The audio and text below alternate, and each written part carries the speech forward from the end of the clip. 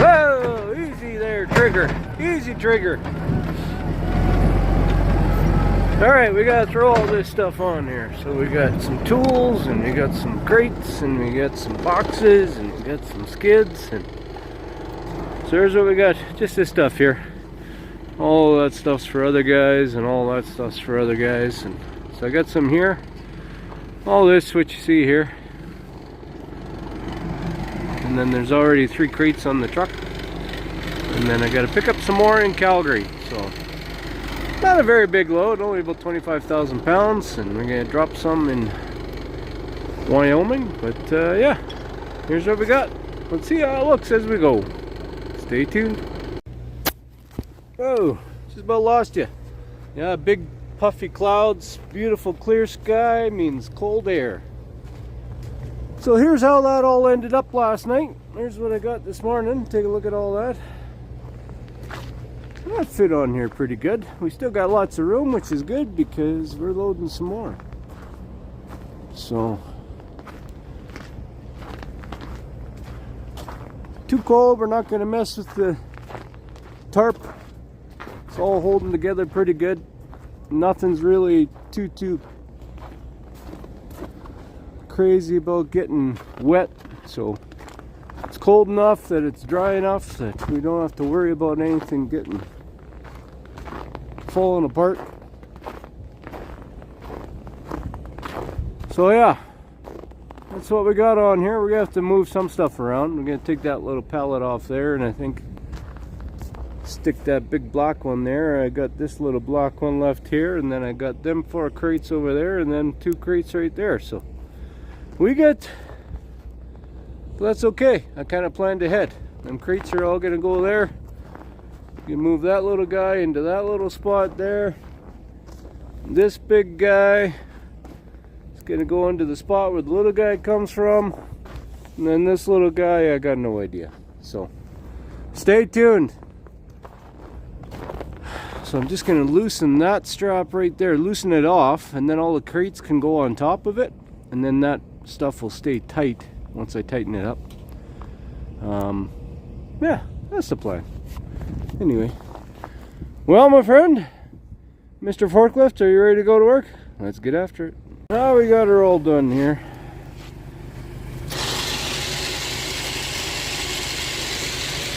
Just 2 pallets in here, so that was good.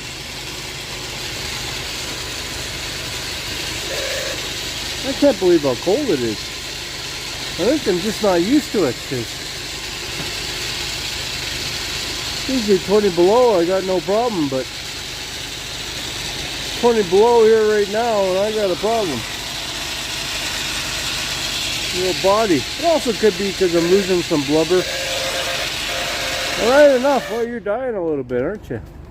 Could be I'm losing a little bit of blubber, so I'm getting a little chillier. Could be. I don't know.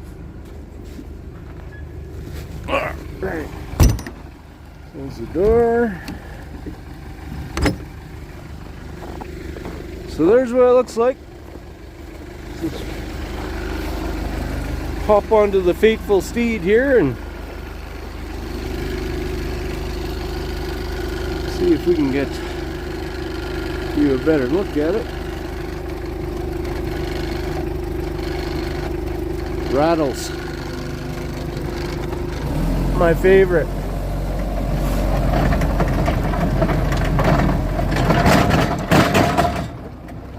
So yeah, there we got all them crates on. That's good. Got that little pallet stuck up there in the middle there. See where I said it would go? I thought it would go on this side, but it fit that side pretty good. Got this one here and that one there. And then over here. So here's the load. We're going to Oklahoma City with a drop in Casper. Actually, I've got on here, I got stuff for everywhere on here. I got stuff for Utah, North Dakota, South Dakota, Colorado. But it just, you know, we LTL, so we're going to take it to our Casper terminal, and then they can go up to the Dakotas. And then I'll carry on to Oklahoma. Where are we going here?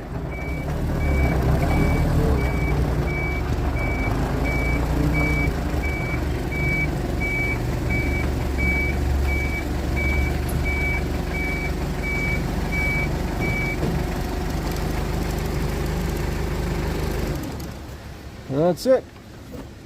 I'll be going on to Oklahoma.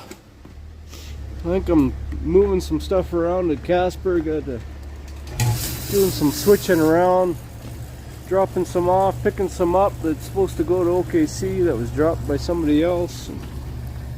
I don't know. Wherever they need, I will go.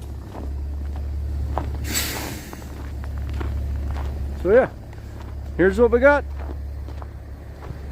Let's see what the next adventure brings. Stay tuned. Okay. We are ready to head out. We are ready to act like a newborn and head out. Get it?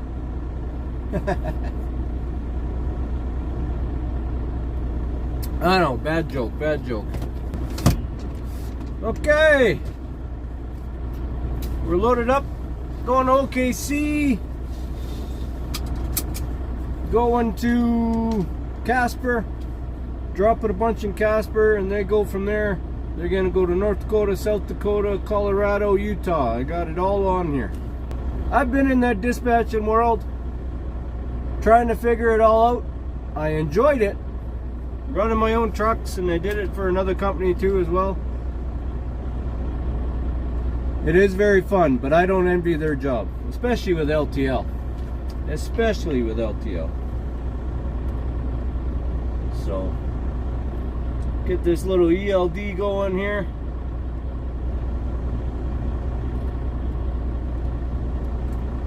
So everybody wants to know what we're doing, so.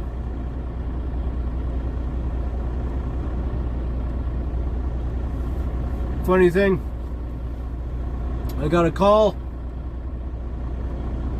I think my third day off.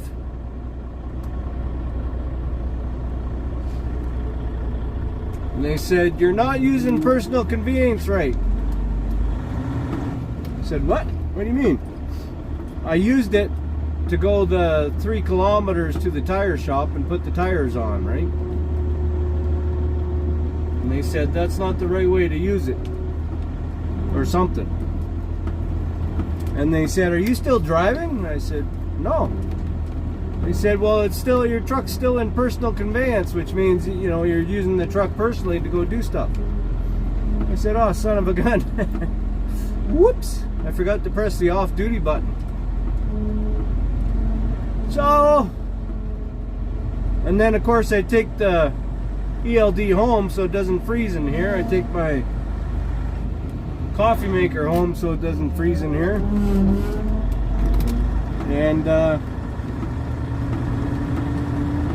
I tried to go in, it's just a tablet. I tried to go in and change it, but it won't change it unless the motor's running and it reads the truck. So I didn't end up working for 11 days. They didn't have work for me, so for 11 days I was on personal conveyance.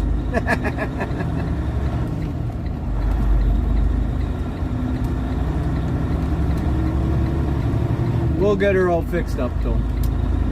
It's the weekend, so they're gonna call me Monday morning and say, "Ah, what's going on? Holy jeez, the world is ending." It's okay. We're good.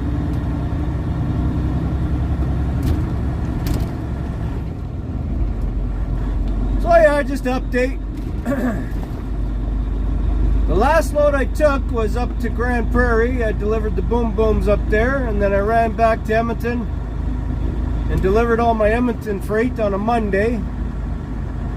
I ran back to Edmonton, Leduc, dropped my trailer, bobtailed home for Sunday night, went back up to Leduc, Monday morning, and it's only about an hour and 20 minutes, so it's not that big of a deal. Delivered my load and then came home. And I had all my hours set. I was on a recap, and I could have even just did a reset, and I was ready to go Tuesday. Called in, they said no, nothing Tuesday. I'm like, okay, that's fine, get to stay home, that's great. Do a bunch of stuff. Friday comes along, I'm ready to go. We got groceries, we're all set up, because normally, you know, freight days, I just miss one freight day. At the next one I'm usually going. I call them up.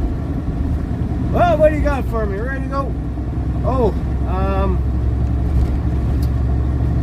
we don't have anything. What? That was a shocker. I was like, what? What do you mean you don't have anything? That never happens. Okay, well, I think it's happened once, and I got stuck in the States. So that's okay. At least I was go golfing or something. But and being stuck at home is good too. So that's get a lot done. Okay, well, I had the weekend at home. Okay, now I'm ready to go Tuesday. Like, I'm really ready to go. I'm not used to having 7 days off in a row that I don't choose, right? Tuesday, call them up. All right, let's go. Salads are ready. I'm good to go. No. Hate to tell you, man, but it's slow. We got nothing. We're trying to get all these trucks out that have been waiting longer than you. It's like, what? Holy cow. Well, you just kind of hit end of January, and then bam, start of February, just kind of... Maybe people saw that they don't have as much money for this year, or what? I don't know. I try not to think about it too much. Alright, well, now I'm wondering what the heck to do with this guy's self, right? Because the last thing I want to do is work around the house. So we did lots. Like I said in my last video there, we went looking at properties and just hanging out. Did the weigh-in. Won some money. Well, that's a good thing, because all these tires are fresh too, because I went and got those tires changed. Went and got an oil change. It's a pricey month because the week I was coming home, I went and got steering tires changed in Dallas, right? I thought they were a good deal until you do the conversion to Canadian money, and then it's like, bam, you get punched in the face. But I'll just tell you about the money. Like, we need to, it's unfortunate, but if anybody that lives in Canada has had a heating bill lately, they would see that it kind of goes, you pucker up a little bit every time you see that bill come in the mail, because it's jacked right up. Fuel hasn't gone down a little bit at all for a while. Everything's gone up. Groceries, it's I feel for the families that got a lot of kids to feed. I mean, we need kids out there. We need to keep the population going, but at the same time, like, man.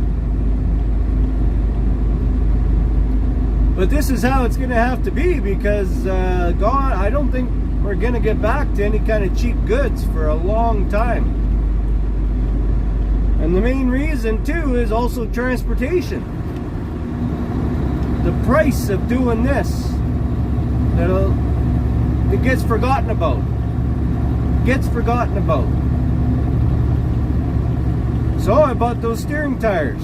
Needed steering tires. This truck doesn't go down the road without tires on it. And you need good ones so that you're comfortable when we're going down the road, that nothing's going to blow up and we're not going to take you out or take somebody else out or crash or whatever, right? Those tires were $1,500 US for 2 tires, 2,000 Canadian. Set the cruise on cruise. Let me wet my whistle here.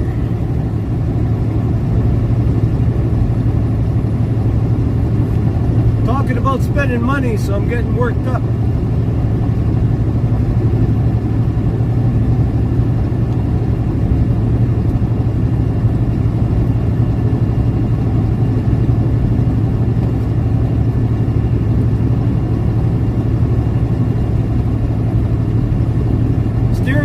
2,000 whatever Canadian.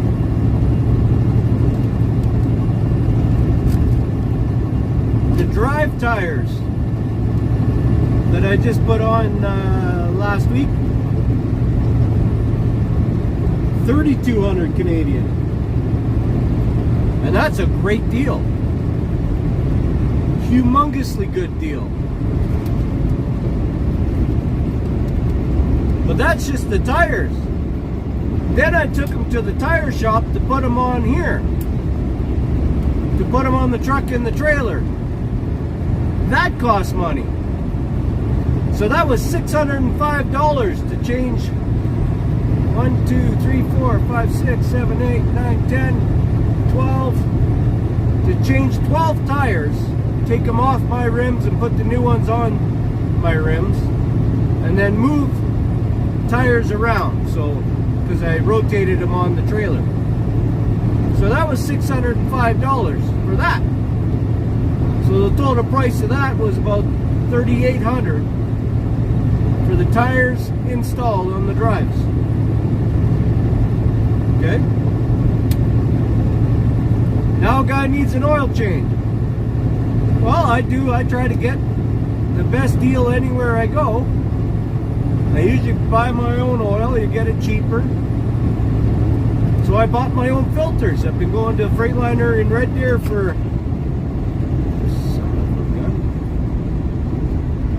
drop right down to 90. Freightliner Red Deer for 13 years, something like that. So I get some good pricing. Because when I had more trucks, of course, we did a lot with them. So I buy my own filters. Well, that's $330 for 2 fuel filters and 1 oil filter. Okay. Now I gotta go get an oil change. Well, I didn't bring my oil. You saw the oil change in the last video. That's a quick lube place. $605 for them to drop the oil, grease it, change the filters out and put my filters in. And that's a good deal. Because if you're getting an oil change for under $1,000, you're getting a good deal.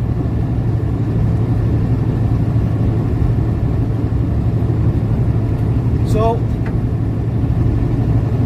basically,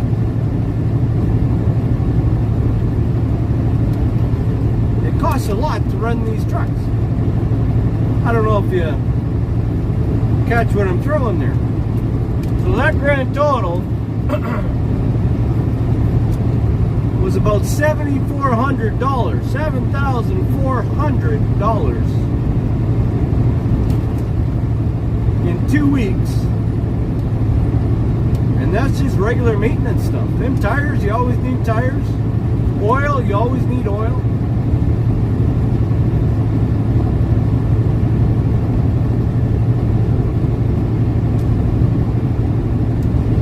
So that's why truckers kind of put off some stuff because of the price. But you just hope that you don't put off the stuff that's necessity, like brakes, tires, the safety stuff, right? But I got a bad feeling we're all got to get used to the price of things being up. So that just means we got to put the pressure on whoever sends you a paycheck to keep that paycheck going up. Get a raise, get another job, move on to a higher paying career, get more skills. I don't know. Well, that's a topic for another day. Have a great weekend. We're trucking.